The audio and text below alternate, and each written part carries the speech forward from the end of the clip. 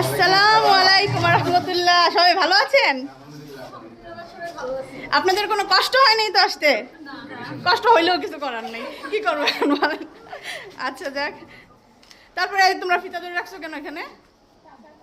টাকার জন্য? ও বকশিস দিবে বলছে আগে, কোনটা কাছে কষ্ট করে আসি।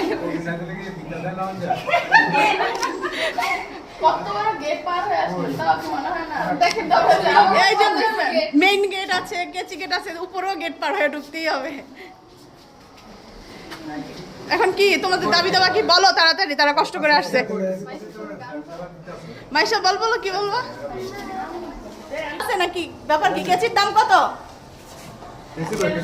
কেচির দাম কত বলো? বেশি না, আমি তো ভাবছিলাম 10 লাখ 10 লাখ বলবে। কেচির দাম 10,000 মাত্র।